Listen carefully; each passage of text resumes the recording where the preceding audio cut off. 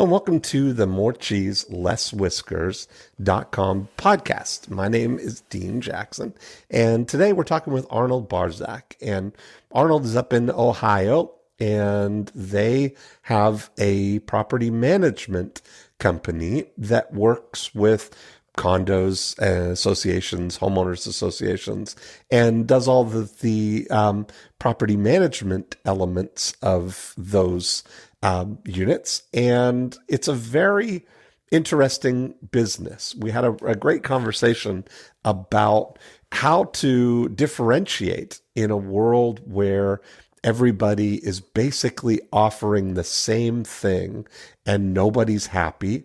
And, there's a lot of resistance to switching management companies, and it's a whole ordeal. So he was really wondering, how do you break through? What kind of marketing is going to get people to pay attention to that? And so we had a really great conversation, and I think you're going to be interested to see where we actually took the conversation and how much of a difference just one shift in the way that you communicate about something, one shift in a word that you use to describe what it is you're trying to attract. And so I think you'll really enjoy this episode. I had a lot of fun. I think this is going to be the beginning of a really great transition for Arnold. So enjoy this episode. Arnold. Dean Jackson, how are you? I'm so good. How are you? I'm doing very well. Thank you for having me today. Well, I'm very excited. I'm in my evil scheme hatching position with my evil scheme hatching notepad, and I'm ready for 100% attention. Me too. Again, thank you. Appreciate it. You're very welcome. Where are you calling from? I'm calling from Columbus, Ohio. Okay. Perfect. Is it snowing still? It is not. It's been a rough winter, and then being in the industry we're in, it was very long. So I'm happy to see the sun shining today. Awesome. Okay, well, hit me with what you got going on. What industry are you in, and what are we going to work on today? Okay, great. We are in the real estate industry, and our niche is management of condominium and homeowner associations. Okay. A lot of people don't understand it, but the way it works is we're kind of like apartment complex management company, except we don't have to deal with any of the rentals. So there's not a lot of sales in it. It's really just about maintaining the asset that the association is responsible for. Typically, a person buys a condo. They want to have a carefree living. They don't want to have to cut the grass, worry about maintenance. So that's what our company does. Okay. Perfect. And that seems like a really nice, stable, recurring revenue business that once you get clients that you're pretty much locked in. I used to own a townhouse in Toronto and, kept it even as a rental property for years. I mean, it was always the same management company that ran the thing for 20 years. So, yeah, I imagine you have some long-term clients like that. We do, and that's the double-edged sword of it, that when you get a client, you keep them for a very long time.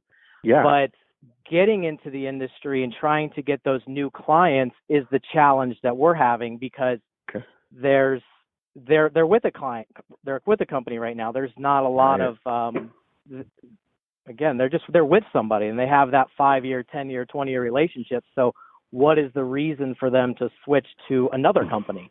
It's not like, they're not paying attention to them or they're getting, it's one of those things that's probably like, if it's not broke, they don't go looking to fix it, as long as the numbers all work. Mm-hmm. Correct. And the problem is with us, it's that the board members turn over. So let's say that there's a dissatisfied board member. They've been on the board for 2 terms, which would be 6 years, and then they want to make a change, but they get off the board. Now, you may have been courting this client for 6 months or a year, and they're no longer on the board. So now you have to get a whole new decision maker in the process, and it's usually a group of 6 people to work with. Okay. So why should I, as a condo association. And are you dealing with these are the boards that you're dealing with, or you're trying to be the management company? That's what it is, right? Okay. Correct. Okay, yes, we want to be the management company, so the board Gotcha. members are the ones we need to get in front of. Okay. And so why should I choose you, or why would I switch? So what we're seeing in the industry, and I was with another company, and it's an epidemic in the industry that people are being overworked. So the management company sends their salesperson out, they get all this new business, and then the manager sitting at their desk gets told, okay, you have another property to manage. And what ends up happening is these managers have 20 or 30 associations to manage, and they can't be proactive at all. It's all reactive. Right. They're taking complaints, and they're not going on site. They're not really doing the job that they were that the association was promised they would get. So what separates us is we limit the amount of night meetings, we limit the amount of units, and we limit the amount of associations that one person manages. And we do turn down business if they're too small of an association, requiring too many of those services from us. And again, I was in a position years ago where I was overworked, underpaid, and it was very challenging. And it was the same story that all of our colleagues were going through. So I'm a partner in a firm now, and our goal is to really have a great work environment. We love our employees. It's a fantastic crew, and they're doing a fantastic job. And the word is getting out that managers are overworked, and they want to have some restrictions on how much work a manager is doing. Okay. And so all of that's going to change the work environment for the internal workings, right? But as a condo resident who lives in a complex, that's not like enough for me to want to change, right? It's not going to say, how is that problem manifesting itself for me as one of the board members or voters of, because that's really what it's about, right? They have to vote to bring you in. Yeah, they have to go to, correct. Yeah. So that's part of the challenge that I'm facing. So internally, we're looking at the amount of time we spend on an association and how we can get them better deals with contractors and better competitive bids. We can spend more time on site, checking the work of the lawn care company, checking on the buildings to make sure maintenance is getting done, or putting together service orders for maintenance that needs to be done, better responsiveness, and an overall, again, just spending more time with those board of directors on creating quality.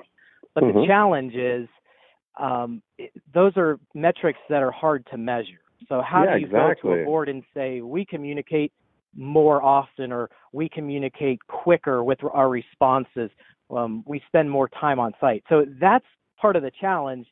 It's not like a for-profit business where we can go into them and say, we can make you so much money by improving some of these aspects. There aren't those key indicators. So I guess when people call us, it's usually about communication. They complain that they're not getting responded to by their current management company, and they've had enough of it. It's months or years of this. So it's fed up, and we'll treat you better, and we'll do that. But then you're setting up the bar that's just like, we're going to treat you better. That's really the thing, right? But none of that is really, it's all sort of soft things. It's not a fundamental shift, right? It's just like, they're so much nicer. They treat me nicer or whatever. But when you look at proposals will say that. Yeah. Let's get down they ask to, us, how do you prove that you're not lying to us? Because we've heard the same story over and over again. And we use references to help us with that. But, The thing that's going through my mind as we're having this discussion is that, Peter Drucker really said, the only two things that matter are marketing and innovation, right? And everything else is an expense. And that what I think that this is really going to come down to is an area where innovation is maybe what's going to win the day. So how is the condo management role evolving to be more innovative and have more of an impact on the owners' lives, right? Like, can we go outside of the baseline thing? Like, let's just agree that the baseline to entry to be a management company is you got to maintain all the stuff. You got to be responsive when people call. You've got to address issues that need to be addressed, right? That's right. Essentially what the job is. And you got to do it at a price that's fair, right? So what people are going to look at primarily is looking at the job, looking at what is that, how much does it cost? And, so if in order to switch, you probably have to, it's probably more of an uphill battle to get somebody to switch for more money. So you probably have to, in addition to promising to be better, you have to also be in the same ballpark for what they're already paying or less, right? Yes, they're very price sensitive. Of course. And so that is, I think if we were to think, like, let's just brainstorm and spend a little thing here. Is what if, what else is going on in the person who lives in are they townhouse complexes, condo complexes? What are they? So just connected buildings, townhouses and ranch style. There's no real one thing. Just connected buildings. And how many units would there be in a typical association that you're targeting? We try to minimize or get our minimum at about 100. Our largest is for condos is 550, and then HOAs is another thing that we do, and our biggest is about 925 homes. Okay. And so what would you think, like, where could you innovate in this process, right? Like, what could you do that would bundle along with the service that you provide that would add value and differentiate you from what other places are doing? Like, what could you bring with it so that they're not comparing apples to apples, but they're comparing you and positioning you as the progressive management company, the lifestyle management company, perhaps, right? Like, if you look at it that way. Would there be, would there be other, I do some work with the Mosquito Authority. They do mosquito control. Would it be something that, if along with their, for their management fee, that it comes with mosquito control for the whole, for the property. And I'm using that as an example of one thing that it could do. My homeowners association, where I am now, I live in a gated community, 50 homes, and we pay, $300 and something a month for our HOA. And that includes all the,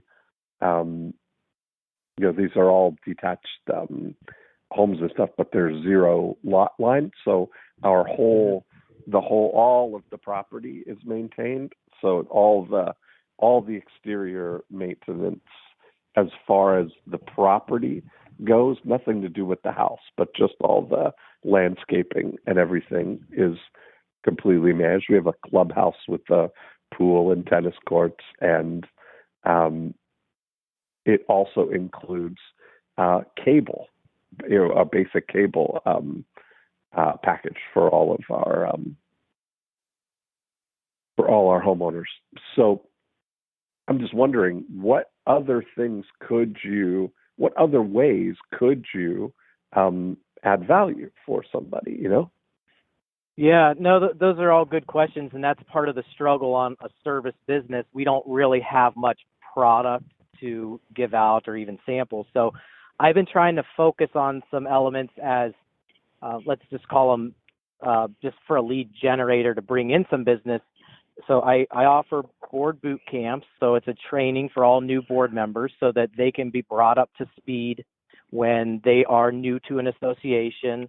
We offer a maintenance service. They do have to pay for it, but they know, like, and trust our guys. They see the trucks, they see the uniform. So along with our services, the technicians that we can provide to them.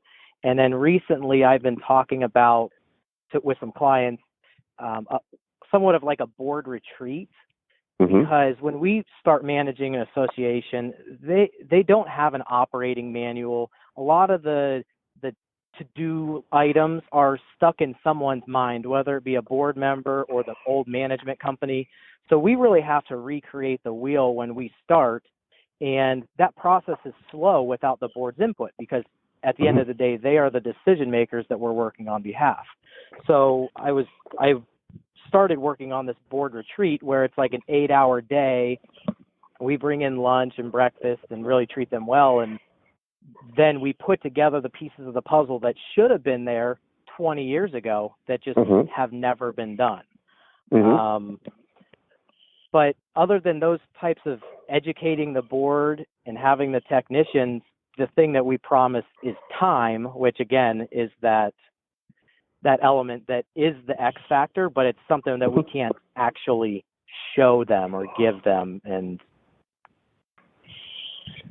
I mean, thinking out loud, so let's just create, like, when we look at this, part of taking the profit activator approach to this is to look and see what would be a dream come true for your ideal client, right? And so this is looking at things that maybe don't exist, like I think about the things that, like, being able to do and help them organizationally, like what you were just describing.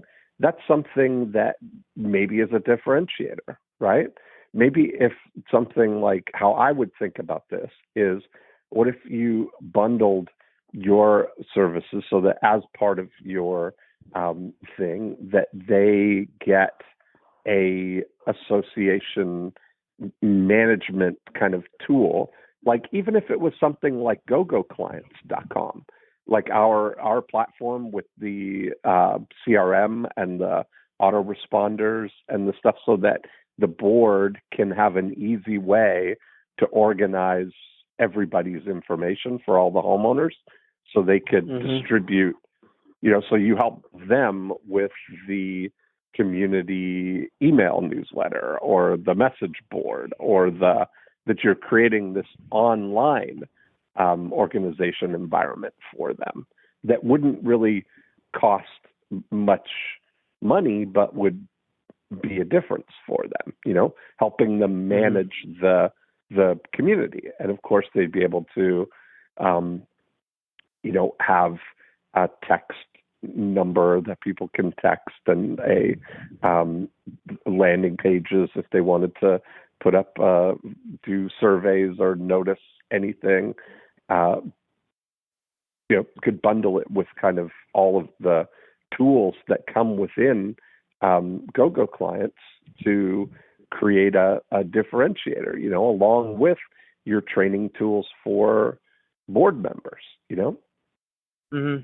We do have a board portal and a resident portal, so we can put their governing documents on there, and they can see the delinquency list. So maybe we just have to, kind of like you said, bundle that in to do a better job selling that, and especially in the marketing pieces, tell them, let them know that this is stuff that they can get and Yeah. they just have to call us to get more information.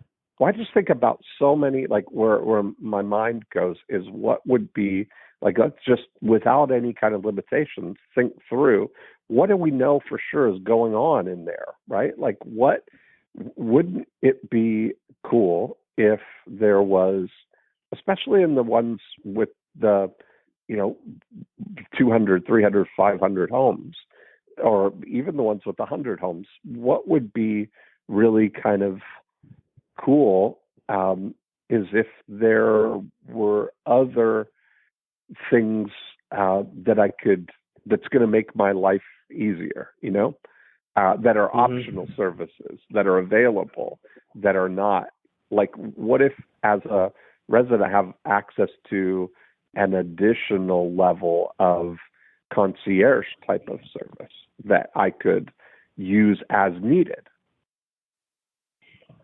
Yeah, that's and I'm just thinking out loud, right? Like thinking about what could it be if somebody would just think about being the representative of these 100, 200, 500 people in all manner of things related to living in Valhalla, or whatever the name of the community is, Yeah, are you saying to even maybe make that an additional charge and go directly to the residents? It could be an residents? optional thing that residents have this available as they need it, if they need it, if they want it. That if they want to have cancel anytime and. Well, it doesn't matter that it wouldn't be like a subscription thing. It would be an as needed thing. If you want somebody to come and, even it could be some handyman stuff, if I'm thinking this through, this is just the way that I strategize about this, right? As I start to think, well, what would be the best possible scenario that I could imagine as somebody who lives in one of these communities, right? Like there's some things that they're responsible. Part of the reason that townhouses or condos or, associations are appealing to some people is because they don't have to do any of the exterior maintenance, right? That's part of the appeal of having a townhouse. But they're basically left alone inside the house, right? That handles the outside.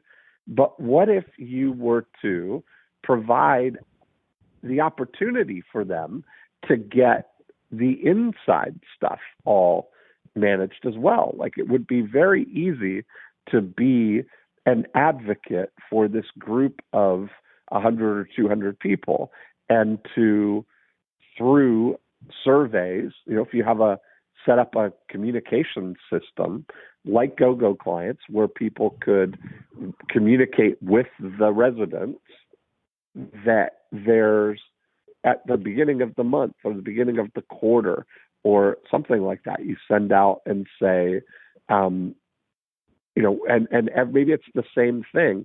What would you like to get done this month? And maybe it's things like carpet cleaning or filters replaced or my air conditioner serviced or my,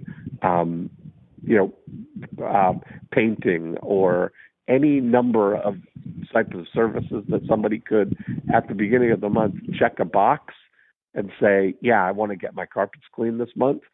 And then somebody goes and advocates and organizes a group carpet cleaning buy for everybody in the association.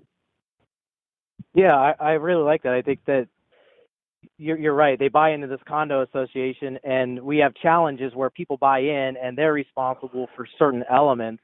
Yeah. And then they get upset at us because we tell them that, we don't have authority to get their carpet cleaned or help them with this painting project. Yeah. But I think having that survey is nice, so you can at least you can calculate and quantify how many people are interested in something, and Right. then you're not just like spinning your wheels looking for carpet cleaners every single month. You're maybe 1 month it's carpet cleaning, 1 month it's painting. And Right. yeah, I like that. That's a way to build that relationship within the community, because a lot of the times the relationship's built with just those board members, because that's who we're meeting with. The rest of the residents, again, they bought in there to not worry about things. They want to just sit inside their condo and not go outside. They want to go to the restaurants they go to and come home, and they don't they don't want to deal with that stuff. That's it. And so I think that part of the thing, like, I would much rather think that way and, be in a situation where you're creating a service that is the only service like it, that you're not now competing against, we just do the baseline things, except we pay more attention to you and we do it for less money. It's different than that we, to go all the way, like stop, instead of doing the same for less, is to do more for more or more for the same, but have the option to do some of these other things. Okay. Now, so how do we then market that? Because when it comes to getting leads in, so we have a good referral network, and we're getting a good amount of leads. And when we get in to meet with them, we close a pretty good amount of them. I would say about 60 to 75% of the ones that we meet with, we do close. And but it's getting them to call us in the first place. So I've listened to I Love Marketing for like about 3 years, and I've really, every day in the car, I'm at the gym, I'm listening to it. Right. And I've learned a ton of stuff, and the business would not be where it's at if it wasn't for all of that stuff. So I appreciate all of that, and it's entertaining too. So, but besides that, the newsletter thing was an item that I'd heard on the podcast, and then I finally just implemented it, and I send it out as one of our marketing materials, and I put educational stuff on there, and I put some call to actions. So call us, and we'll and sign up for the boot camp, and I offered like free handbook reviews and a couple of other things, and it just we just don't get the calls. And what's funny is I'll go somewhere, so like an industry event, and I'll sit down at the table and I introduce myself, and the person looks at the person they're with and say, "Oh, the newsletter guy." So that, like, they know who I am, but it doesn't result in those calls. So what do you recommend for, let's say that this in-house maintenance service is the newest innovation in this industry, and how do we get that lead to generate? What's the education or motivation of that? Well, a lot of it may be coming from the ground up. Like, if you make the residents aware that these things are available, these options, that may be, it's like, you got to get down to the constituent level, right? The board is there at the service of the residents, right? The owners. And so the board are just representative of the owners, and the owners have to vote on everything, right? Everything meaningful has to take a vote, and you're going to have to be voted in anyway, right? In order for the stuff. So that really, like, a significant change in anything is meaningful is going to require a vote. And I think that part of it is really, I think it's a patience kind of game too, right? Like, there's not anything urgent that's causing it. It's really, it's more of a hassle to switch than it is to just tolerate and hope that things will get better, even if you just had a problem, right? they're still kind of, oh, well, that's behind us now. I think they got the mess. I think everything's gonna, right? Like that's what you hope, right? That's 100% what it is, and that's that double-edged sword. It's great for our clients because we're going to hopefully keep them for a long time. And in my career and my business partner's career, we've never lost a client. I've been doing this 8.5, and he's been doing it for 27. Right. So it is great, but it's how do we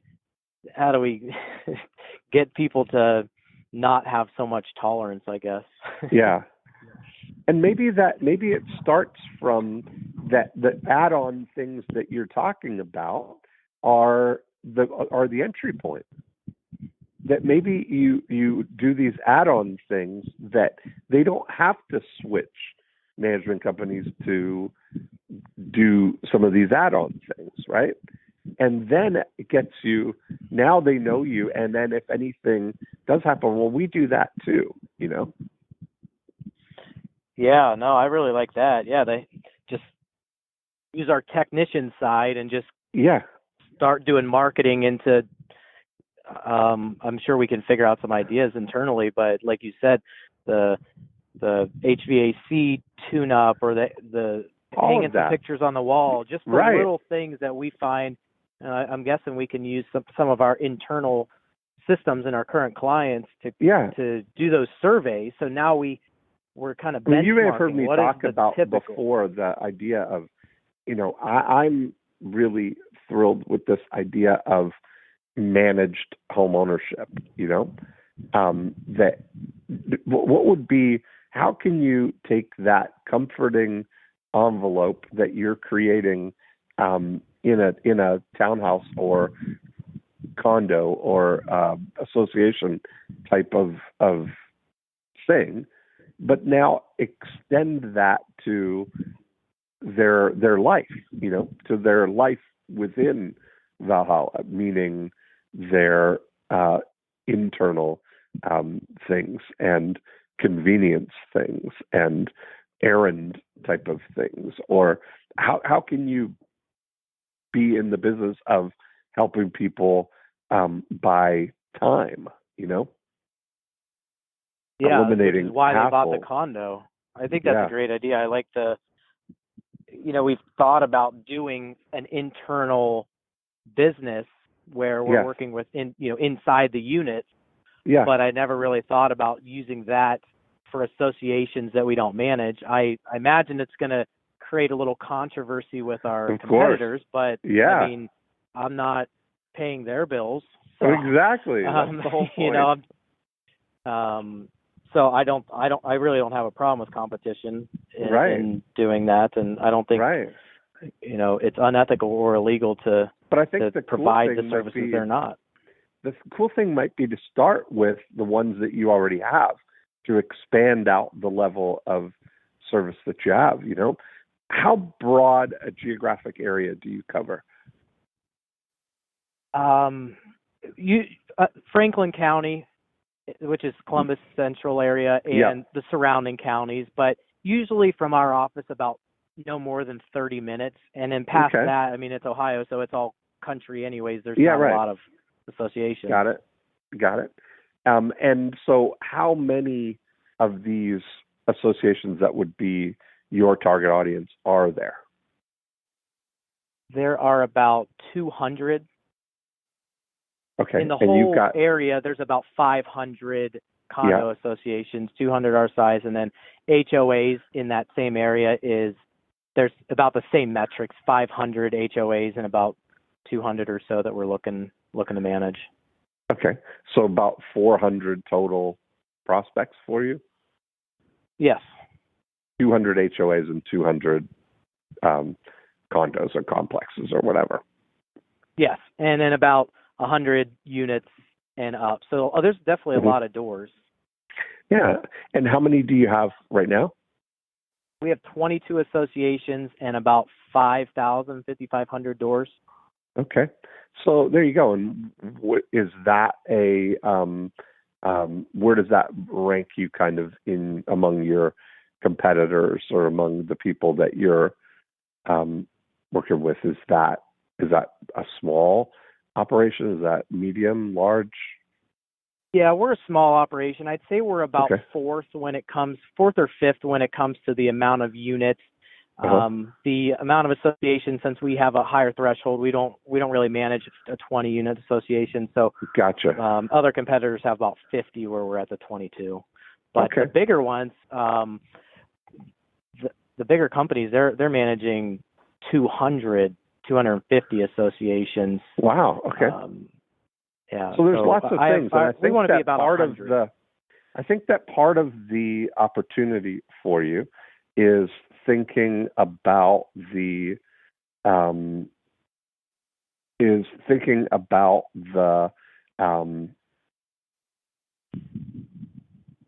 doing it was just curious to me and very interesting that the way you describe it, that we have 5,500 doors, okay, and that everything that you're thinking about, kind of like, just metaphorically, that draws a line in the way that you communicate about it. That you've got 5,500 doors, meaning that you're depersonalizing it and treating it as the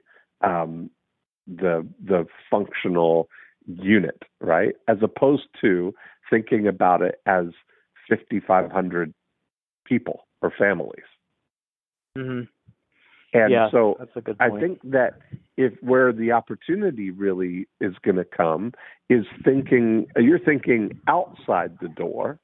And I'm saying that let's go beyond that and start thinking inside the door and combine the two, right? That to think about that might be a really great differentiator, is that all of your other competitors are thinking about they're not thinking about the people per se. They're thinking about the board, and they're thinking about the doors, right? Yeah, no, that you really, I wrote this down. I mean, no longer saying a per door cost, but more a per family, or figure out some element of converting it from that product to an actual person. I think that'll, even putting that into some kind of headline, will perk some ears versus the doors. That's huge. Yeah, it just sends the right message, Mhm. Mhm. I'm a type A personality, so sometimes it takes a lot of talking for me to think more of that, like, crafty, as opposed to the nuts and bolts of it. Right. But I'm thinking, I just think it's a bigger idea, right? We're up leveling instead of competing as an also ran, trying to get more doors. It's really about how can we improve these 5,500 families' lives? How can we give them more of the reason that they chose the exterior management situation for living? Yeah, no, that's a great point. It's and I like the way that can get us in, and we try to specialize by being an association management company, and that's what we do. That's all we do. Our resources, all of our efforts, our investments go into that, and we have competition in that. So we're not the only one, but I can guarantee that there's nobody that's specializing in association management interiors and that handyman service that focuses on and understands the dynamic between the two elements, the association and the personal property of it. Right. So by being the only one, now we can get into these new associations, and they're going to say, wow, they're super friendly. They're doing a great job. They take care of everything for me. And why don't we have them for our association? Yes. Yeah, I like that. And, it can start with, you've already got 5,000 right now, or 5,500. Now, it can start there. That's going to be your innovation lab, is to start thinking about, maybe, if you think about the conversation that we've had right now, just so far, what one property that you manage right now would be the most sort of suited to that you think, like you look, some of, depending on what the economic, what the price range of the homes are. Yeah, I'm thinking one either in Gahanna or Canal Winchester that just because they're large enough, 300 plus units and 500 plus units, that we could at least get a benchmark on, and there's enough people where we can start to figure out what the metrics are and what people are really looking for in those associations. And I think that their price point is about mid-range for a condo in the area, so it's not like a high end where we'd automatically have a high chance of getting this to take place in when we put it out there. Yeah. So I think that I see this on two fronts then, right? First of all is how can you really embrace and go above and beyond for supporting the board of the community that you're thinking of, right? How can you help make their job easier? And what would be kind of the main components of their job where you could add value? Like right now, if they wanted to get a message out to all 500 families, what would be the means of communication that they would have at their, do they have to start a prayer chain, or, how do they get they would generally call our office, and we have a list of email addresses for all the homeowners, or most of them at least, and we could put out an email in a very short period of time. We have administrative staff that's very good and on top of things, so things move pretty quickly. Would it be helpful for them if they had access to be able to internally among themselves go in and send a broadcast message to everybody, or to create a announcement page, or what kind of things would they find that valuable, a communication tool? It's tough to say. That we do have one association that uses their website to do stuff like that, but they really don't even use it that much. It's mostly to announce the monthly board meeting, and maybe the pool is opening or there's a yard sale, but there's no real push communication about traffic alerts or lawn care changes. To be honest with you, most of these boards, when we work with them, they're used to doing all the work for their association. They're meeting with the lawn care company. They're getting the bids for all these projects, and they have no idea what they're doing. They admit this, and if so I'm not like slighting them in any way. No. But then when we come on board and they see that we do all of this stuff that they've been doing, they just love it. And so it's one of those things where in the sales process we do good, but and when we manage the community, we do good and show them this stuff. But for them to recognize that there is a difference before they meet with us, it's almost like it's real challenging to how do we show them that there's something different. So my trouble has even been these board members talk about how much they love education, and there's a law firm in town that puts together seminars twice a year. And they get 100 plus people each time, and they'll do, let's say, 12 seminars in that first period of the year, and then 12 the next period of the year. And 100 people show up at each one of those. And man, for me to not get anybody, I had one seminar where 2 people showed up, like quite embarrassing, but they came out of there like, we love it. It was great.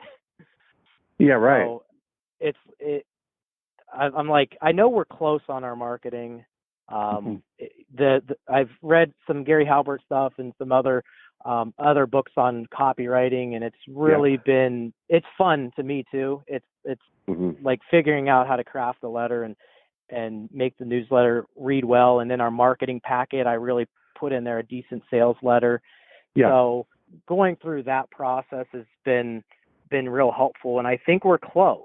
Like I really do, because we hear from everybody that they're unsatisfied with their current company. I mean, Mm-hmm. not just our clients, but I mean, it's just around this area that people are just very unsatisfied. So that's where Mm-hmm. it's frustrating on my end, because I'm like, I'm sending you this information. You guys, if I see you in person, you say how great it is and how it's been helpful to you, but then you don't give us a call and actually try to make that transition. So Mm-hmm. it's like, I know we're close. I just don't know Mm-hmm. what that next thing is. And maybe it is going to some of these homeowners and getting into those associations that route. And Mm-hmm.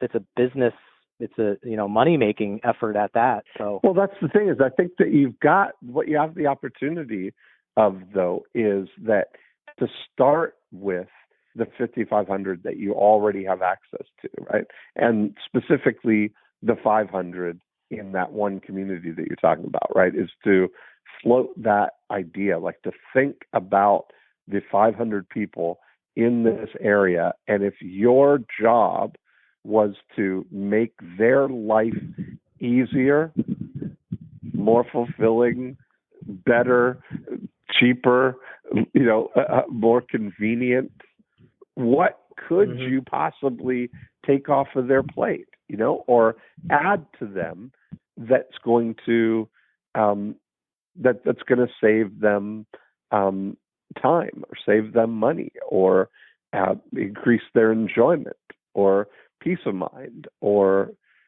when you just start thinking about those people, that's where the clues are going to come for this. And then if you're thinking that through,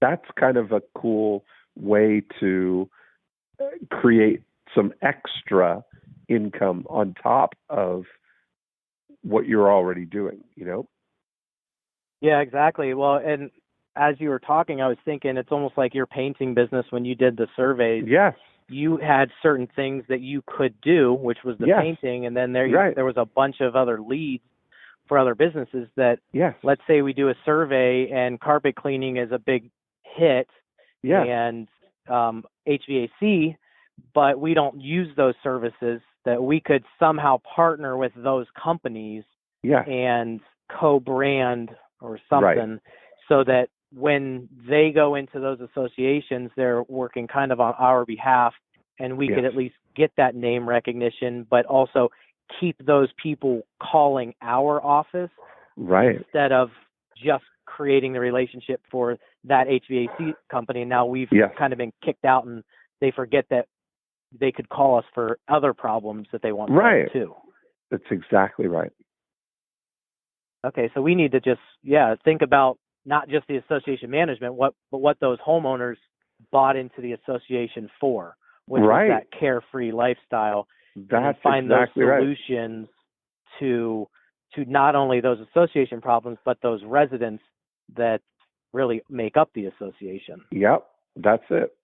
I mean, so you start to think about that. What if, the way, it's funny because, I, with Dan Sullivan, I do the Joy of Procrastination podcast. And one of the things that we talk about, Dan is very funny, but in his approach to the way that they live, both in Toronto and Chicago, is that their overriding thing is that they don't want to do any more at home than they would do if they were living at the Four Seasons. Mm-hmm. Right. So it's funny because that kind of construct takes on a life of its own, right? Like we lovingly refer to our house here as the Four Seasons Valhalla, because that we start to look at it that, that's how I want my life to be, right? And so everything that we have is about, maintaining that.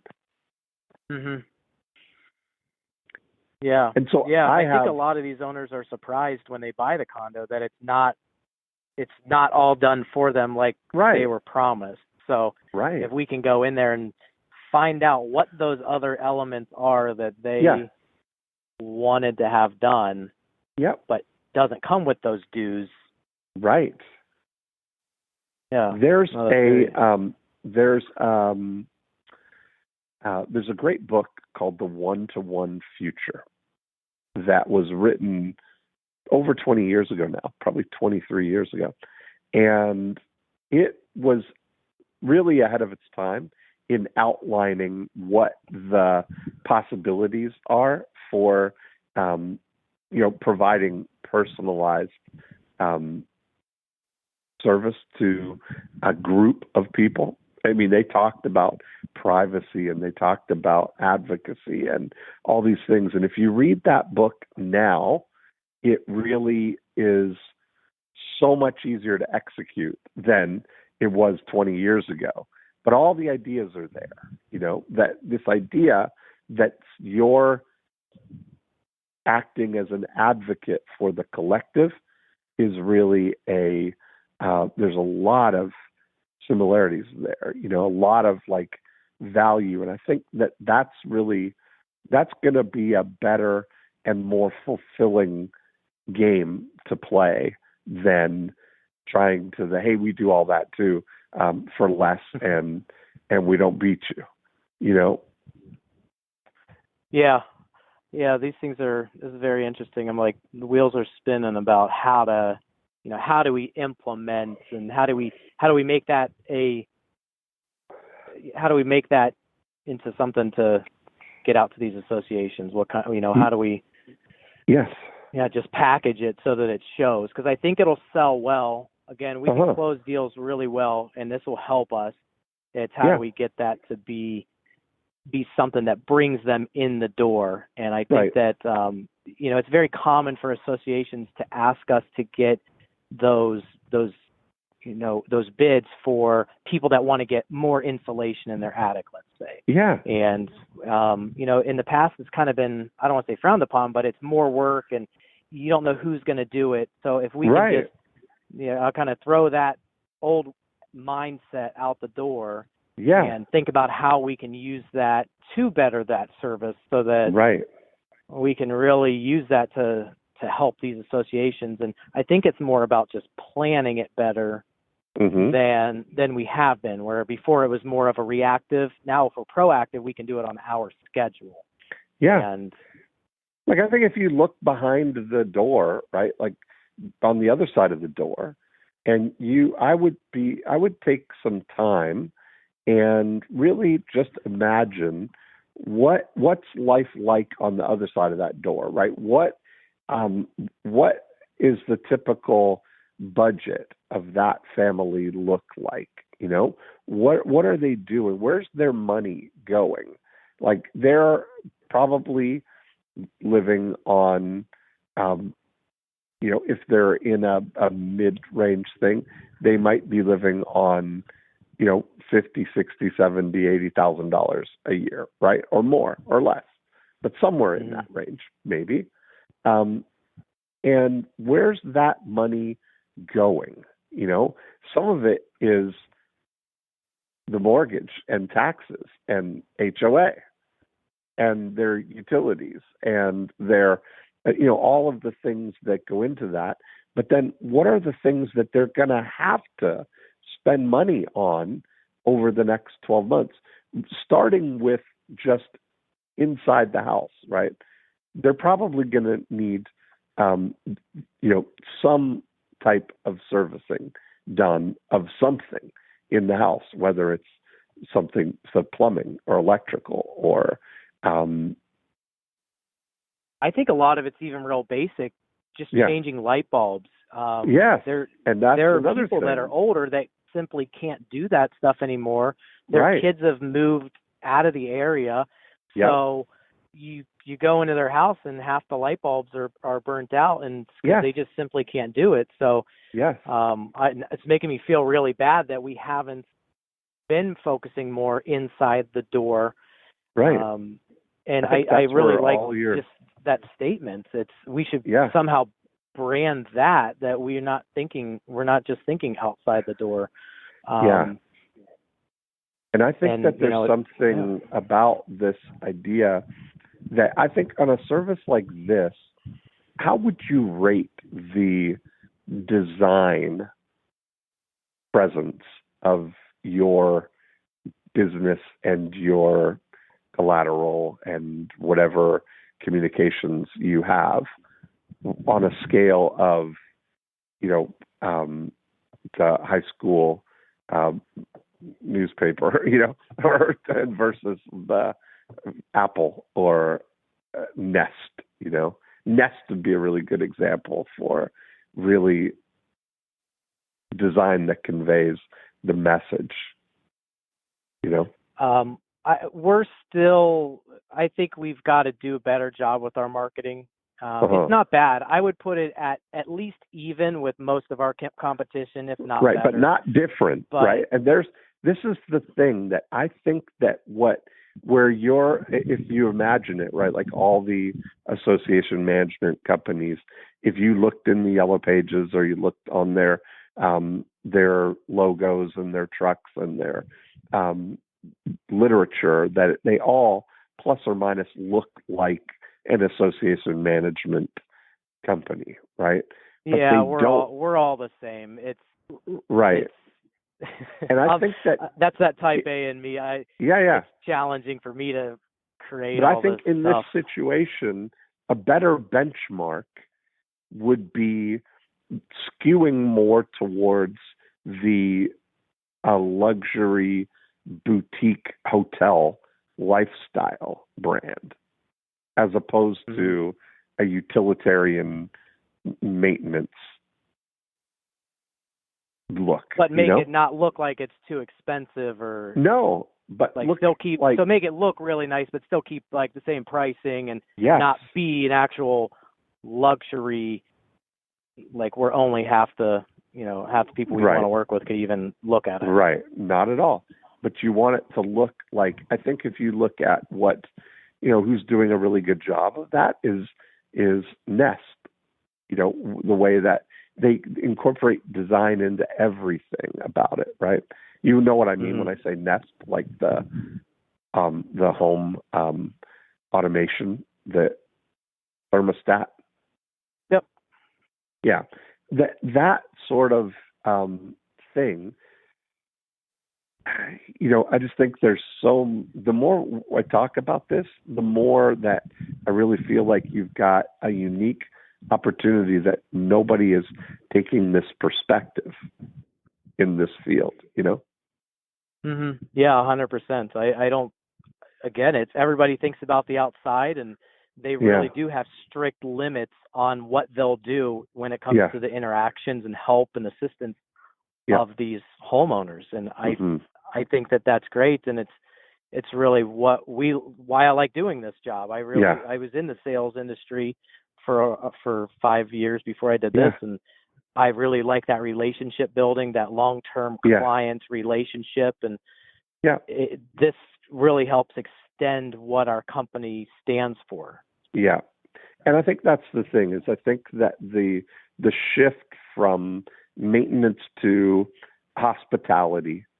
And lean towards the hospitality, convenience, service side. Yeah, it's a good word to use as well. I'm just trying to think. Yeah, because so words many matter, right? In the the way industry. but words frame the way you think about things. That's why when even just the shift from doors to families personalizes that's what huge. you're doing.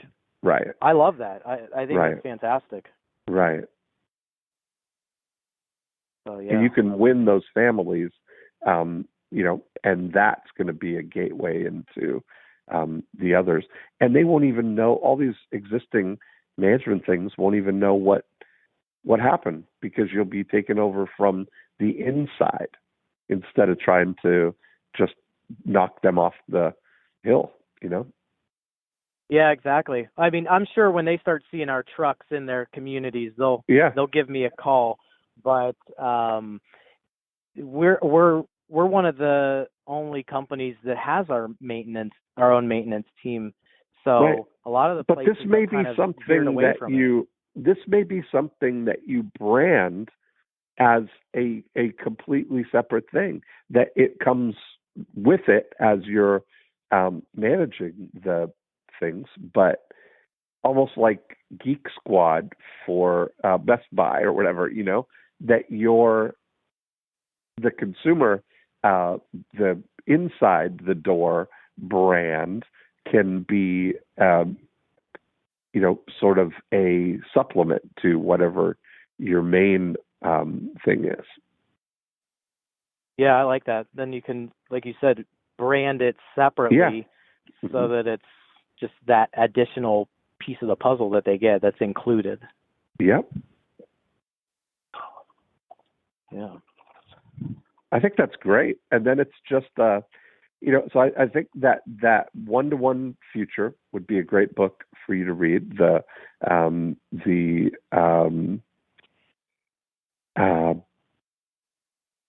Don Peppers and Martha Rogers are the authors of that. Okay. There's another, I would look for, there's a book that Tony Hsieh from Zappos wrote called Delivering Happiness.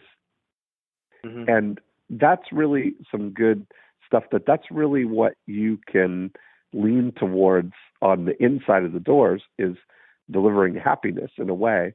And the vehicle just happens to be through a property management company, Mm-hmm.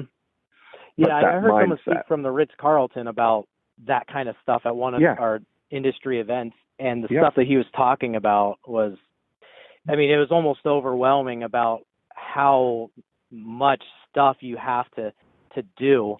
But I imagine we can at least start small and then just build a routine around it so that it gets to that point. And I think that's probably one of my problems too, is being a perfectionist. You want to roll out something that's 100%.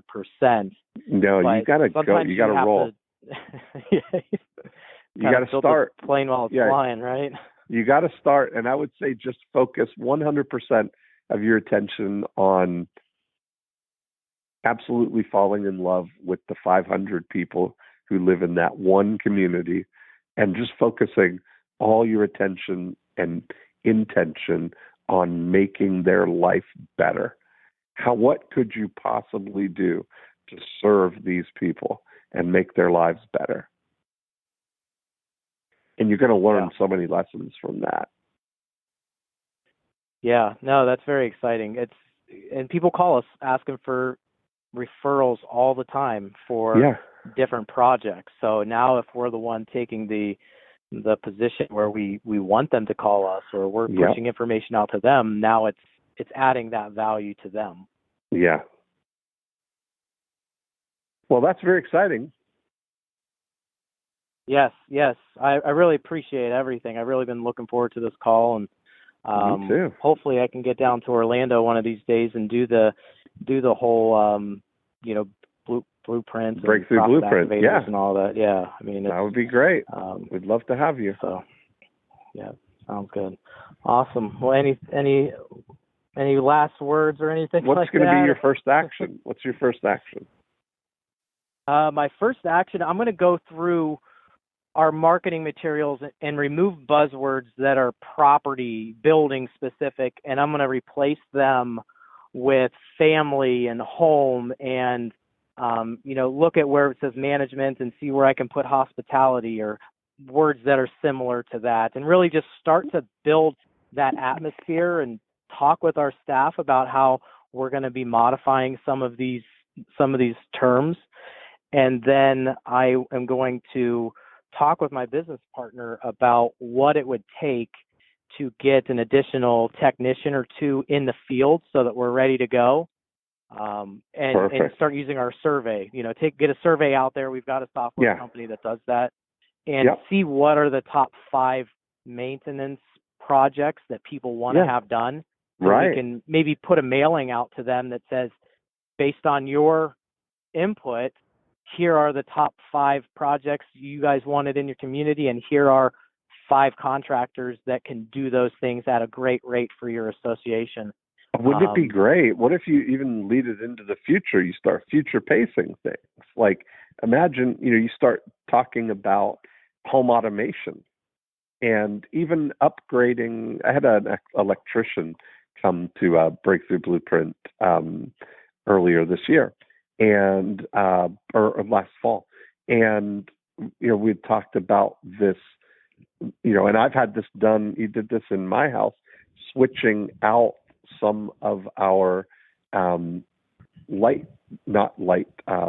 the plugs outlets to include USB chargers. So it's got the electrical outlets plus 2 USB chargers right inside of it, right? So you can charge things like your iPhone and whatever else. Okay, so awesome. You just throw some ideas where you guys didn't mention this in the survey, but here are 2 other options for, being technologically savvy, or this month's newsletters about going highlight green. Things, right? Yeah, exactly. And then, then have an opportunity for them to actually get that project done. I think that's that's like that's like the key point right there is we're not going to just leave you hanging with an article about how to be green. It's here's the person to call and talk to about being green. And just each month or each quarter do something that's unique to that association. Exactly. Yeah, that's impressive. Awesome. I can't wait to see how it all unfolds. Yeah, me too. Cool. Well, I appreciate all of your time. I've been listening to you guys for years, and it's really made marketing the best part of what I do, and it's really what keeps me going. So, Thanks, man. I just really appreciate this time. I'll talk to you soon. All right, take care. Bye. Bye. And there we have it. That was really fun. I loved that conversation. I loved everything about it. And, I think that idea of instead of just doing more of the same for less money or trying to differentiate on something as simple as, we just respond better or, we're going to make you less unhappy, to really kind of go the other direction and think, what would be the best thing that we could do? What would really be a dream come true for these 5,000 families that we help with the external maintenance of their environment? How could we really add value through innovation? How can we really be a differentiator in their lives? And I think that Arnold really got it. And I think that we'll see what actually transpires here. I'll have him keep us up to date on this. A couple of things that we mentioned in the episode. We talked about gogoclients.com, which is a platform that is all of the online tools that you need for growing a business or doing a digital business or even a bricks and mortar business to do some digital marketing. So it comes with all of the tools that you would need, like landing pages, autoresponders, a CRM, toll-free voicemail with extensions that you can use for recorded messages, text marketing, postcards, and all wrapped around a really robust CRM that allows you to keep notes and records on each of your clients for their preferences, their important dates, anything that you would need to know to categorize, sort, and intelligently target market your audience. And that's all available at gogoclients.com. homeowner.com. You can come on in and take a free 30-day trial, no credit card required. You can just go in, see what it's all about, see how we can help you manage your online business. And then every now and then, about 9 times a year, I do an event called the Breakthrough Blueprint. And we do many of them in Orlando, Florida. I also go to Toronto, London, Amsterdam, Sydney each year.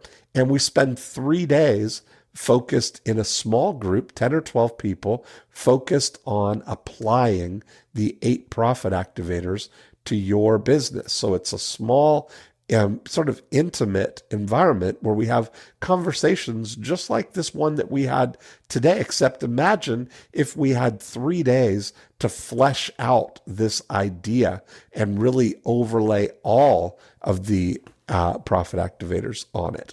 That's a really cool environment. So if you'd like to see about joining us for one of those events, you can send an email to dean@deanjackson.com and just put Breakthrough Blueprint in the subject line, or Orlando or London or Sydney or wherever you, whatever one of those locations, Toronto would work for you, and we'll get you all the details on the events.